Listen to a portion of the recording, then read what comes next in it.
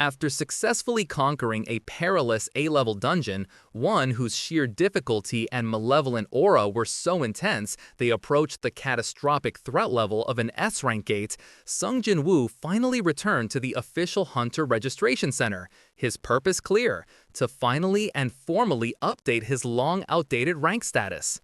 However, upon his arrival at the bustling registration building, he was immediately confronted by a chaotic scene. He saw that a famous, high-profile actor was in the middle of holding a massive televised press conference with live broadcast cameras capturing his every word for the entire nation. This actor, Min Byung-gu, was publicly and dramatically declaring that he had miraculously awakened his latent powers as a hunter, and that he would humbly undergo an official rank evaluation in order to fulfill his newfound responsibility to society. But behind this meticulously crafted, noble-sounding speech, Min Sung actually had absolutely no intention of ever becoming a serious field-active hunter. He was merely using this opportunity, hoping to secure a temporary, high-profile guild contract in order to let a damaging entertainment industry scandal quietly die down and fade from the public's memory. At that very same moment, Guildmaster Baek Yoon-ho and Guildmaster Choi Jong-in, two of the most powerful S-rank hunters in the entire country, arrived at the association building for the express purpose of meeting with Sung Jin-woo. The horde of reporters, however, immediately jumped to the wrong conclusion, collectively assuming that these two powerhouse guild leaders were there to eagerly recruit the newly awakened celebrity Min Sung into their ranks. The entire situation was rather awkward, as Baek Yoon-ho, leader of the White Tiger Guild, didn't even recognize the famous actor's face at all, and Choi Jong-in, leader of the Hunters Guild, while recognizing him, had absolutely no business or interest in him whatsoever. During this chaotic live broadcast, Sung Jin-woo found himself physically barred from even entering the main lobby by the overzealous security guards. He patiently explained to them that he had official scheduled business within the Hunter Association building, but the guards, completely fixated on the celebrity press event, wouldn't allow him to pass. The guards flatly refused him entry and, in fact, began to rudely shove him away from the entrance. This embarrassing spectacle, however, was cut short when the association president himself, Go Gun-hee, arrived and sharply reprimanded the guards for their behavior. President Go firmly asserted to his staff that Sung Jin-woo was his personal, honored guest and immediately ordered them to shut down the disruptive press conference. In a stunning and humiliating reversal, the actor Min Sung was informed he was forbidden from entering the building until all of Sung Jin-woo's official business was fully concluded. During the private re-evaluation, the committee members needed to accurately assess Sung Jin-woo's true capabilities as a hunter. To satisfy this, Jin-woo simply demonstrated a fraction of his magical ability, calmly summoning a small contingent of his elite shadow soldiers. The effect was immediate and profound. Both Choi Jong-in and Baek Yoon-ho, seasoned S-rank veterans, were visibly shocked. They could both sense the overwhelming, terrifyingly vast amount of mana pouring from Jin-woo, an aura so dense and powerful that it felt physically intimidating. With this single, undeniable display, the re-evaluation was declared complete. Sung Jin-woo was officially and unanimously recognized as the 10th S-rank hunter in his country. Baek Yoon-ho and Choi Jong-in were both extremely eager to speak with him, to try and recruit this unbelievable new power. But Jin-woo, having no interest in their offers, simply ignored them and, while trying to leave, accidentally walked straight into the waiting mob of reporters outside. Instantly, he became the new headline, plastered across every newsfeed. Even before any official announcement had been made by the association, it was already confirmed by the media storm. He had become one of the nation's precious S-rank hunters, the first new S-rank since Hunter Cha Hae-in 2 years prior. Jin-woo was completely unaccustomed to this level of intense public scrutiny, so he immediately maneuvered his way through the crowd, avoiding them without giving a single comment or statement. After concluding his business at the association, his next plan was to use his newly issued high-level license to purchase some upgraded equipment at the exclusive Hunter auction house. At the auction house, he quickly found a high-grade magical mantle that perfectly suited his needs and fighting style. However, the price tag on the item was astronomically high, far exceeding the current budget he had on hand. The shop attendant, recognizing Jinwoo's power, jokingly offered it to him for free if Jinwoo could so much as scratch the magical protective glass. But the moment the attendant witnessed the terrifying aura of raw power Jinwoo casually displayed, he immediately turned pale, changed his mind, and nervously insisted that he was only joking. Regardless, Jinwoo had another, simpler way to get what he wanted. He simply accessed his system's inventory menu and sold several high-value magical weapons he no longer needed, instantly generating the funds to purchase the powerful artifact. After some time had passed, the media frenzy at his home finally died down. His sister, Jina, finally felt a sense of relief seeing that the reporters had all left. However, she still took the opportunity to scold her older brother Jinwoo, telling him to stop attracting so much unnecessary media attention. Later that night, Jinwoo quietly watched his sister as she slept, a deep sense of worry for her safety settling over him, especially now that his own identity was so public. He decided to take precautions. He summoned one of his most trusted shadow guards and commanded it to watch over and protect Jina at all times. Furthermore, he also summoned several more of his shadow soldiers and dispatched them into the city, ordering them to patrol and discreetly maintain public order by dealing with low-level criminals. By doing this, he felt he was, in his own small way, contributing something positive back to society. The very next day, Yu Jin-ho, ever loyal, arrived to drive Jinwoo to a specific location. For the next week, Jinwoo planned to dedicate himself entirely to a mission within a special system-provided dungeon that had appeared, the Demon Castle. Upon entering the hellish, towering structure, he received the official quest introduction. The grand prize for its completion was a new, incredibly useful skill called Shadow Exchange. To successfully complete this quest, he was required to defeat the formidable Demon King, Barin, who resided on the castle's highest floor. Filled with determination, Jinwoo immediately set off, heading for the 76th floor. While facing a group of powerful demon enemies, he decided to conduct an experiment. He handed the Orb of Avarice, a powerful magic amplifying item, to one of his elite magic-casting shadow soldiers. The results were nothing short of staggering. The shadow soldier was now able to unleash a devastatingly powerful magic attack, a blast so immense that it completely annihilated the enemies in a single, instantaneous flash. Meanwhile, in the outside world, after having previously failed in his repeated attempts to persuade Jinwoo to join his father's guild, Yu Jino had finally decided to leave his family home, striking out on his own. However, not long after his son's departure, Jinwoo's father, Yu Myung-han, suddenly fell gravely ill. He began experiencing the terrifying symptoms of eternal slumber, a magical narcolepsy, a mysterious illness that causes excessive, uncontrollable drowsiness until the victim finally falls asleep, never to awaken again. This magical disease is generally caused by a person having extremely low mana resistance being in prolonged proximity to high mana sources. Being too close to his son, Jinwoo, who had become a powerful hunter, was likely what exacerbated his condition. Elsewhere, a patrol team of B-rank hunters was cautiously patrolling the coastline near Jeju Island. In the midst of what seemed like a peaceful and quiet situation, they were suddenly and violently ambushed by a grotesque winged ant monster that had flown from the island. Meanwhile, deep inside the Demon Castle, Jinwoo had strategically divided his entire shadow army into 6 separate teams, spreading them out to various locations across the current floor. By employing this tactic, he could efficiently defeat multiple enemies simultaneously and rapidly increase his own level without needing to be physically present in every single fight.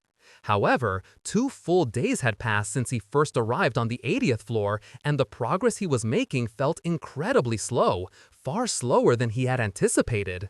As he tried to figure out the cause of this slowdown, he suddenly realized something alarming. One of his shadow soldiers had just been destroyed. Jinwoo was genuinely surprised.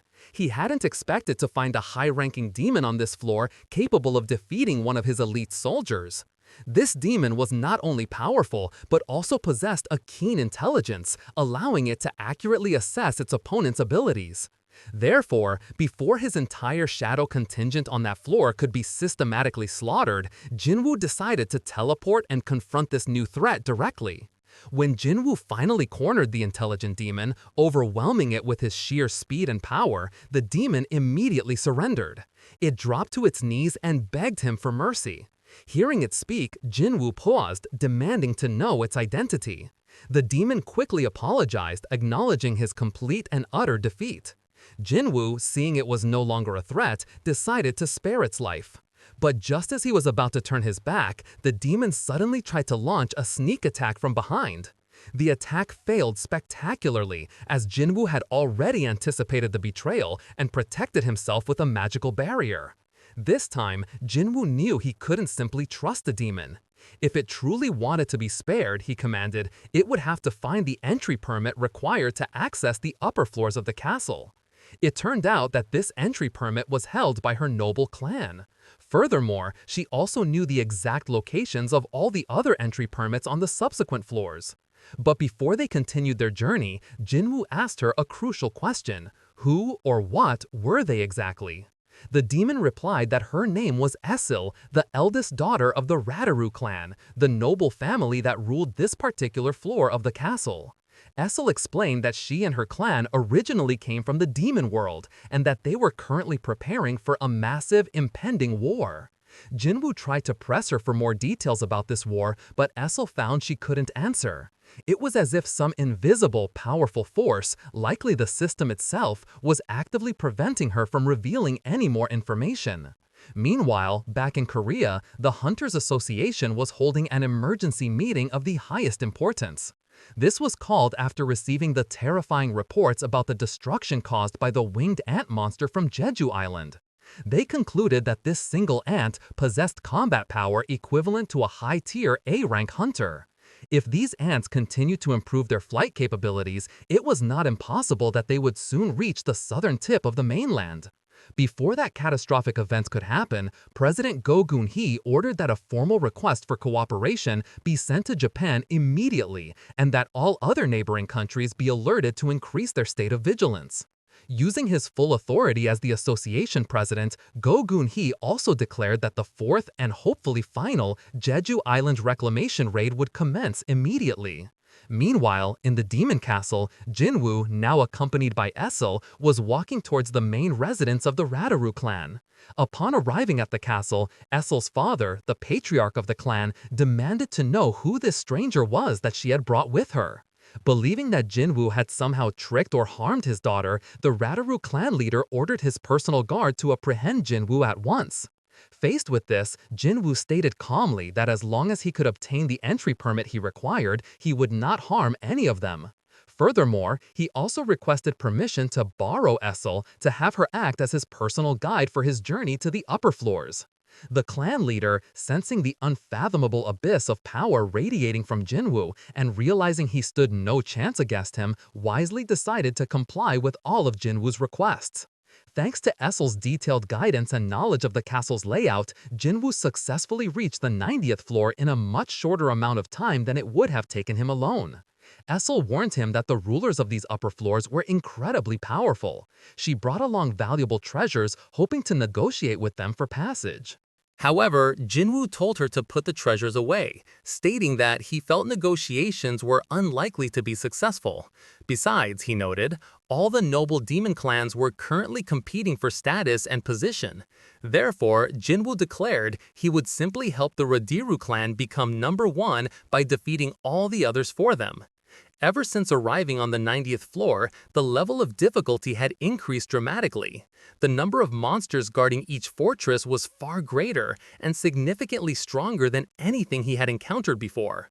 But Jinwoo relentlessly conquered each floor, one after the other, his primary motivation now being the collection of ingredients to craft the mythical Elixir of Life. Back in the real world, Guildmaster Choi Jong-in was informing his top hunter, Cha Hae-in, that they had been officially invited to participate in the upcoming Jeju Island raid.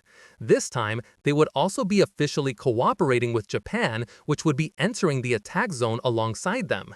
Jinwoo finally arrived on the top floor of the castle, but there was no one there. All he could see were empty, ruined buildings. As they looked up into the crimson sky, they found a powerful demon riding atop a massive, grotesque dragon. This was the king of all the demon nations, the Demon King Baron. Without a moment's hesitation, Baron summoned his immense army of demons. Jinwoo met their charge with his own army of shadow soldiers. But Baron countered by unleashing a devastating area of effect lightning attack, which instantly vaporized a large number of his shadow soldiers. Although his shadows could be revived, his mana would be completely depleted in an instant if this continued. Before that could happen, Jinwoo knew he had to get Baron off that dragon. He used his ruler's authority skill to pull the dragon's attention, then used the opportunity to slash at the dragon while Baron was distracted. The guild that was arriving from Japan was one of the strongest in the world, boasting 11 S-rank hunters. Goto Ruji, the powerful leader of that guild, was currently in a meeting with the Korean Hunters Association. During the meeting, Goto formally stated his guild's willingness to accept the joint raid mission based on the documents about the winged ants they had received, as well as their own autopsy results from an ant they had defeated. There were two critical pieces of information for this plan. First, the ants grow incredibly fast after hatching, but their natural lifespan is no more than 1 year. The rest of the colony would naturally die off if the ant queen was successfully assassinated. Based on this intelligence, Goto proposed a strategic plan. The Japanese hunters, including Goto himself, would act as the bait, drawing the attention of the main swarm of ant monsters. Meanwhile, the Korean team would be tasked with infiltrating the nest to assassinate the Ant Queen and her royal guards. President Go Gun-hee accepted this plan, and they moved on to discuss the finer details of the operation. Elsewhere, Jinwoo was still locked in a desperate battle against the Demon King Baron and his unending army. The fight was so intense and fast-paced that he didn't even have a single moment to recover his rapidly dwindling mana with a potion. As a result, he was unable to revive the shadow soldiers that Baron had already destroyed. The Demon King Baron was skilled enough to parry Jinwoo's dagger attacks. He also managed to disarm Jinwoo of all his weapons, leaving him backed into a corner. Essel tried to help by creating a diversion. Then, just as Baron was about to unleash his ultimate fight-ending attack, Jinwoo managed to cancel the attack by landing an incredibly powerful, desperate punch. This punch not only canceled the demon's attack, but was so powerful that it successfully defeated his seemingly invincible opponent. After finally defeating the Demon King, Jinwoo obtained all the necessary ingredients to create the Elixir of Life. Although the success rate for crafting it was unknown, Jinwoo immediately used the ingredients to attempt its creation. Miraculously, the Elixir of Life was successfully created. However, he still couldn't be certain if this magical potion would actually be able to cure his mother's magical illness. Shortly after, his shadow soldier Iron brought over the corpse of the massive dragon that Baron had been riding. Jinwoo immediately used his Arise skill, reviving the dragon as one of his new powerful shadow soldiers. After its resurrection, he gave it the new name Kaizel, and since he had just obtained the Shadow Exchange skill, he decided to use it to exit the dungeon instantly. Using the Shadow Exchange skill, Jinwoo instantly transported himself to one of his shadows back in the city. He then flew atop his new dragon mount, Kaizel, speeding towards the hospital to see his mother. At that same moment, Baek Yun-ho was having a somber dinner with Men Byung-gu. Byung-gu was a rare S-rank healer who had taken an early retirement from active duty. Before heading out on the dangerous Jeju mission, Baek Yun-ho wanted to pay his respects, as they both knew they might never see each other again.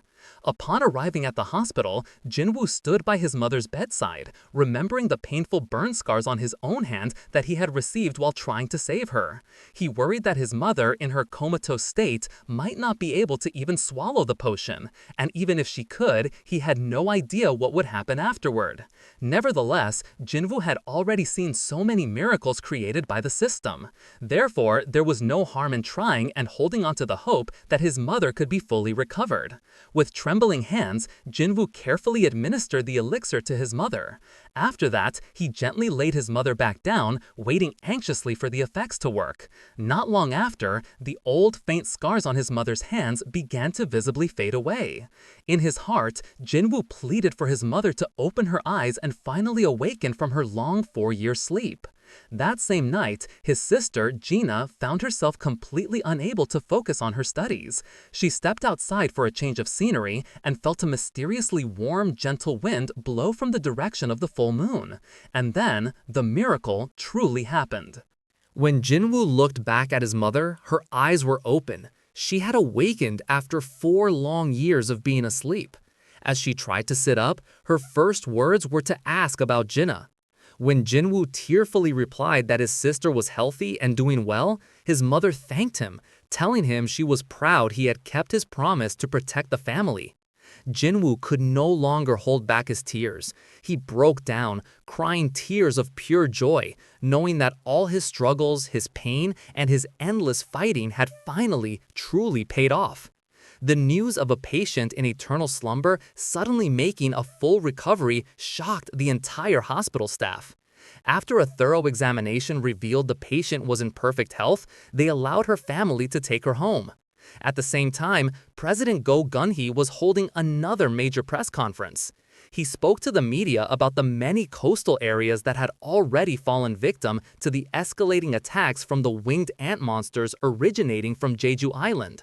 To resolve this crisis once and for all, he officially announced that the Hunters Association would be conducting the 4th Jeju Island raid.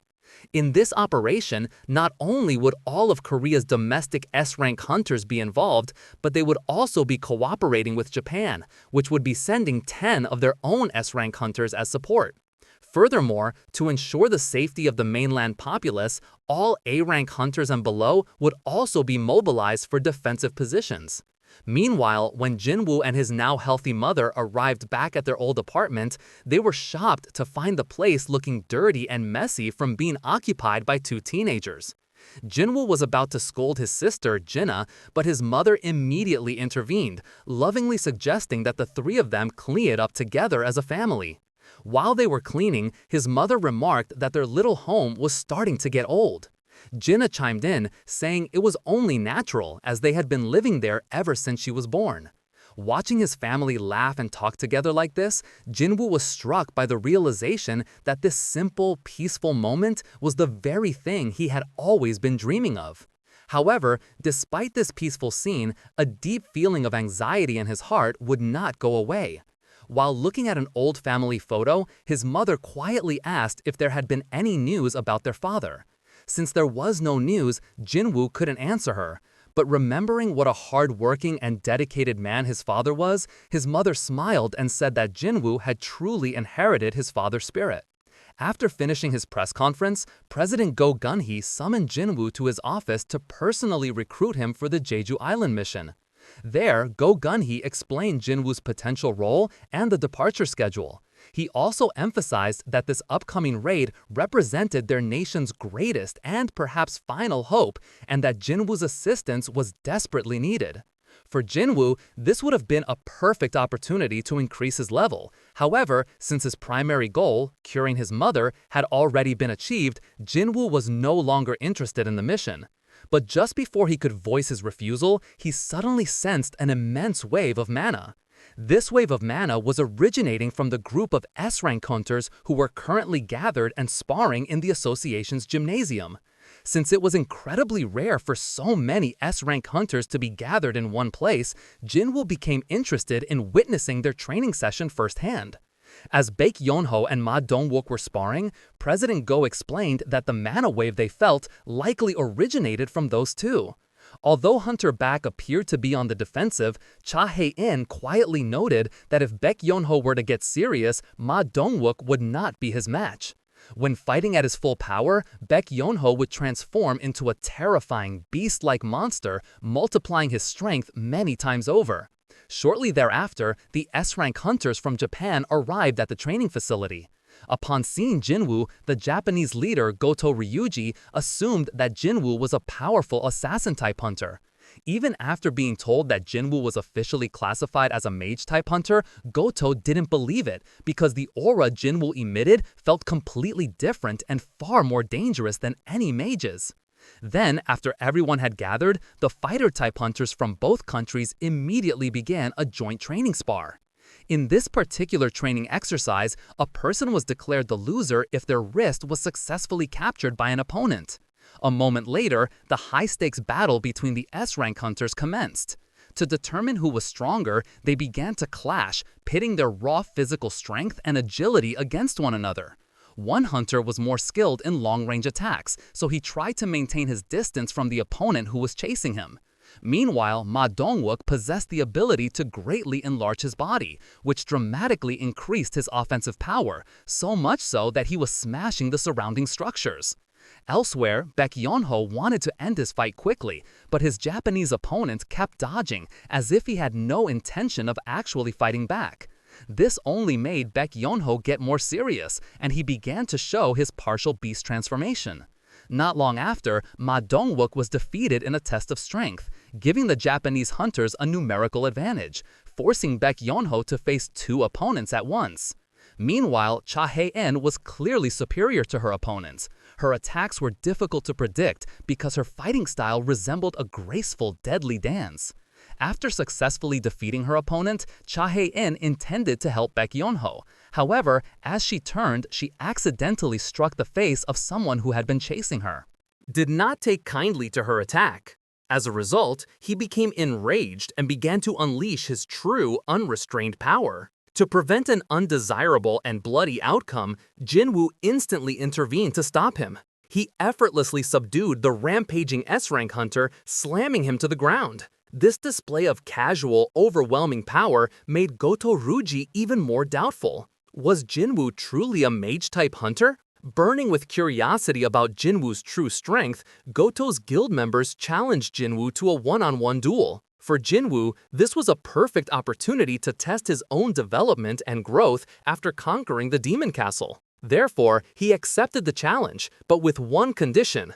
Goto himself had to fight him, and he had to fight seriously. Cha Hae-in had witnessed Jinwoo fight once before in that A-rank dungeon, but even she didn't know if Jinwoo was capable of facing the strongest S-rank hunter from Japan. After a brief warm-up, Jinwoo gestured to Goto to begin the fight. However, before Jinwoo even finished speaking, Goto attacked him with his full, unrestrained speed and power. Jinwoo easily dodged the attack. Seeing Jinwoo's fluid, effortless movement, Goto found it increasingly difficult to believe he was a mage. To uncover Jinwoo's true power, Goto launched a relentless barrage of consecutive attacks. However, every time he attacked, Jinwoo was still able to dodge him with almost insulting ease. Jinwoo was thoroughly enjoying this high-speed fight, whereas Goto was starting to feel genuinely annoyed that all of his fastest attacks were being so easily avoided. Because of this, Goto decided to get serious, with the full intention of killing his opponent. But even as Goto attacked with his full murderous intent, Jinwoo was able to block the attack, receiving only a minor scratch in the process. A fight like this, stopped midway, would not satisfy either of them. Therefore, they both decided to continue fighting until the bitter end. To prevent a serious international incident, the other hunters immediately rushed in to separate the two of them. Although the fight ended in a draw, Jinwoo now had a very clear understanding of the abilities of the people in that room. After considering their strength, which seemed more than sufficient for the raid, Jinwoo decided not to go to Jeju Island. Besides, he also felt that his family, having just been reunited, still needed him, and he chose to prioritize them above all else. Meanwhile, deep within the monster's nest on Jeju Island, the winged ant colony had begun to cannibalize one another to cope with a severe food shortage. The ant queen required a more formidable servant, one capable of leading her entire colony. The day before the raid, many hunters from all over the country volunteered to join the defense squad. In addition to high-rank hunters, several of those who had previously been close to Jinwoo also participated. The next day, the massive naval fleet transporting the hunters arrived in the waters off Jeju Island. As part of the defense squad, they were stationed around the island to stand guard, just in case any ants tried to escape to the mainland. Meanwhile, the elite S-rank hunters prepared to enter the island. Previously, Min Byung-gu, the S-rank healer, had told Baek Yeonho that he would not participate. However, in the end, he decided to come and help his former colleagues as a healer. On the other side of the island, the Japanese hunters had already arrived early. They began releasing massive amounts of their mana to divert the monster's attention. The Korean strike team was now on its way to the island. In addition to their S-rank hunters, they also brought along a single A-rank hunter to document the historic raid. Not long after, the ants swarmed out of their nest, chasing the helicopter that was carrying the Korean hunters. Choi Jong-in immediately took action, unleashing a large-scale fire magic spell to block their attack. However, because the number of ants was overwhelming, a single attack was not enough to wipe them out. Choi had to unleash an even larger, more intense blast of fire until the entire ant colony was reduced to ash. The Japanese hunters could only divert the ants' attention for 1 hour. This meant the Korean strike team had to defeat the Ant Queen before that time limit expired. At the same time, the military also began their operation. To prevent the ants from receiving any cause for help from their queen, the military activated powerful jamming waves. Meanwhile, the Japanese hunters were fighting against the smaller ants. As S-rank hunters, they were able to defeat these lesser ants with incredible ease. Elsewhere, Choi Jong-in was busy setting up a magical barrier with his fire magic. After that, they began to explore a large tunnel that seemed to connect directly to the Ant Queen's lair. While all the hunters were busy carrying out this dangerous mission,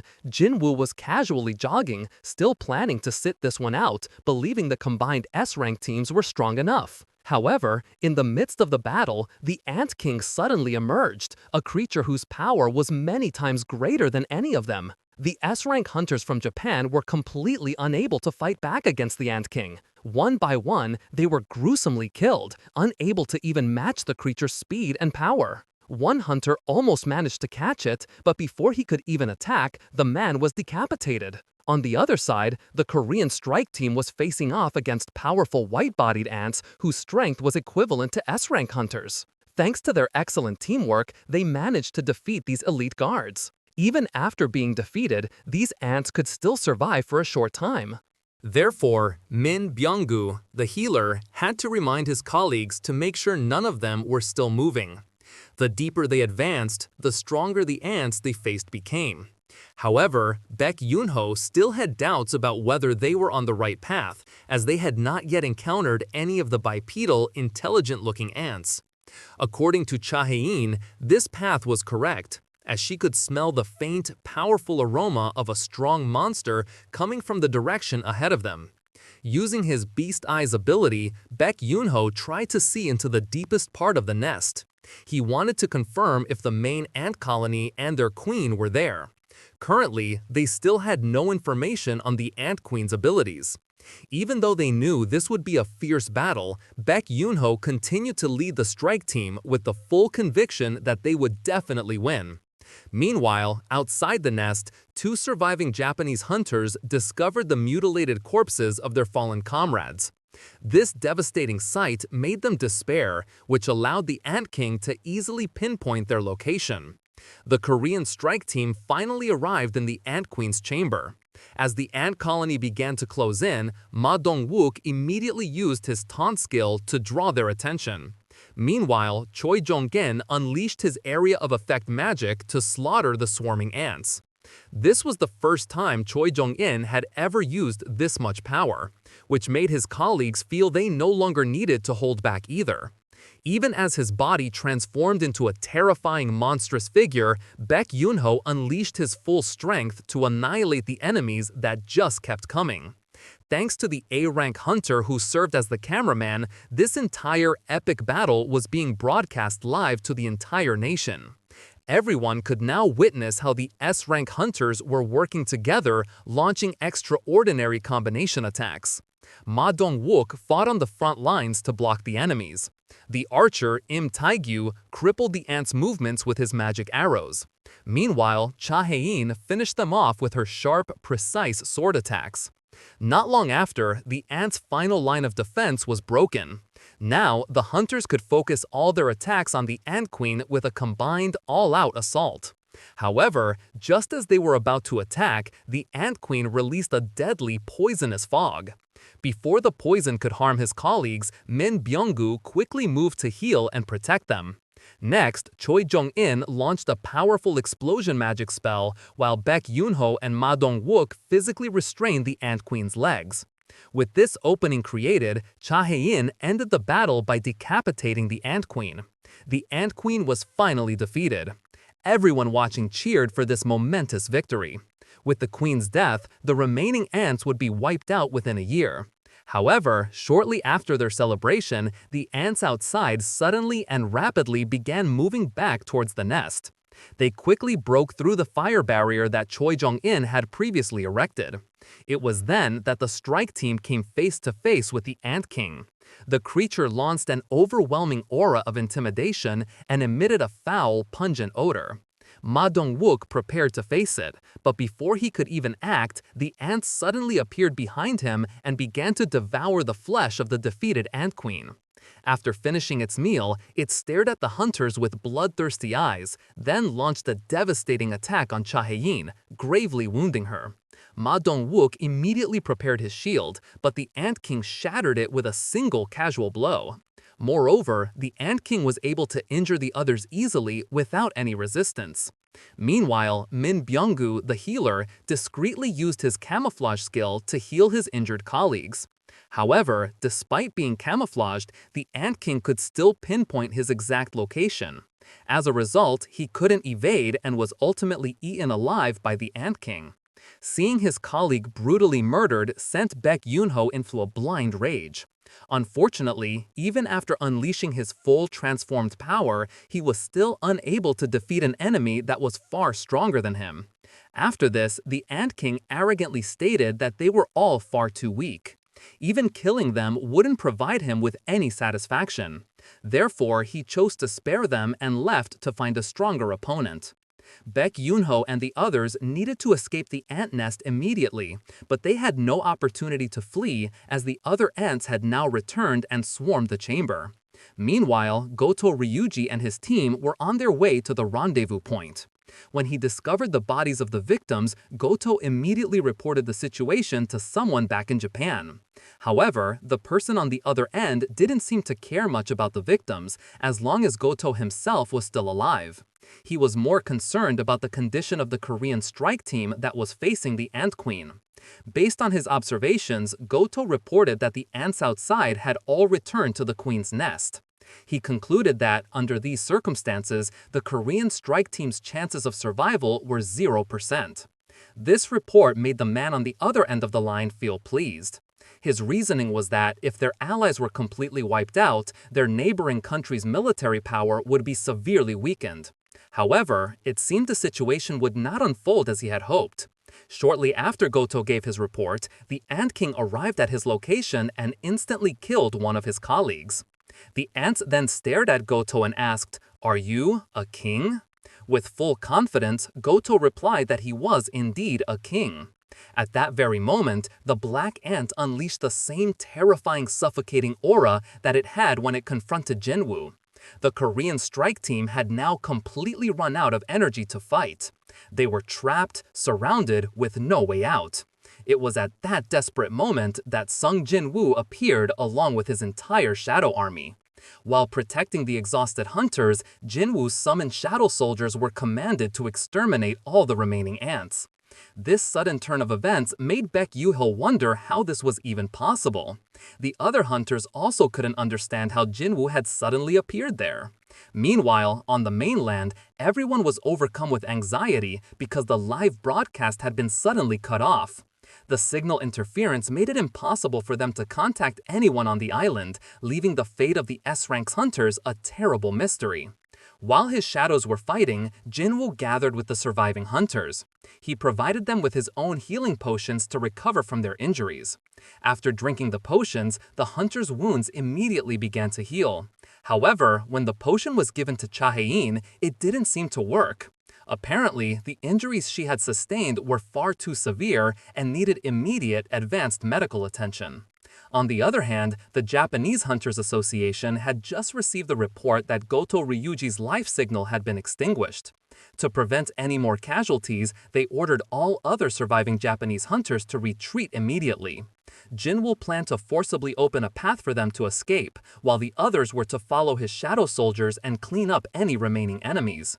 Unfortunately, this plan was never put into action because the Ant King had returned to that very location.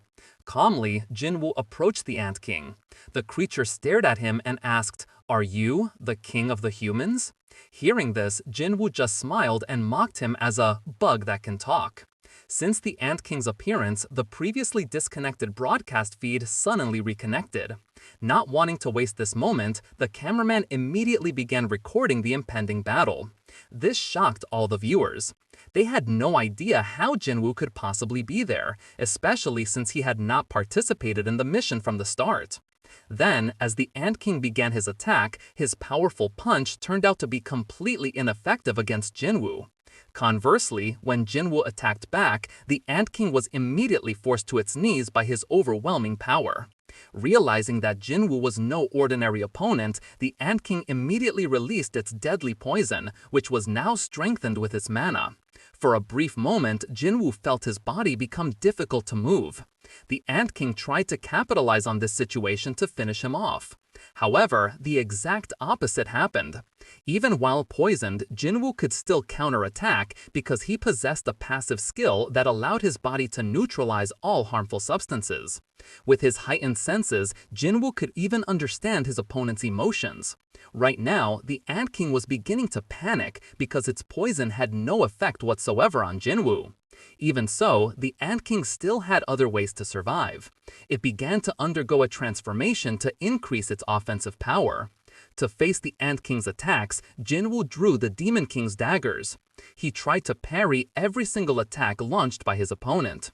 However, even though Jinwoo had powerful weapons, the Ant King was slightly superior in raw strength. In addition to its increased attack power, the Ant King now began to use the magical abilities it had stolen from eating the other hunters. Jinwoo was nearly hit by a fatal attack. Fortunately, at the last second, he managed to level up his dagger skill to its maximum level. With this, his swordsmanship skills increased dramatically, making his attacks even more deadly. However, even after being mutilated, the Ant King was still able to recover with its powerful healing ability. Realizing that it could not win this fight, the Ant King desperately tried to flee, but it was already too late. No matter where it went, Jinwoo could chase it down, relentlessly cutting off parts of its body. In its desperation, the Ant King called for reinforcements. With a smile, Jinwoo commanded his shadow army to face them all. This time, he didn't just use his ordinary shadows, but his strongest, highest-level shadow soldiers. As a result, the majority of the ant colony was annihilated, leaving only a few survivors.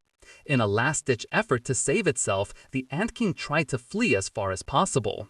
But Jinwoo did not stand idly by. He immediately chased it down and finished it off right then and there. Seeing their king defeated, the remaining ants fled the area in terror. Thanks to Jinwoo, the Korean hunters had been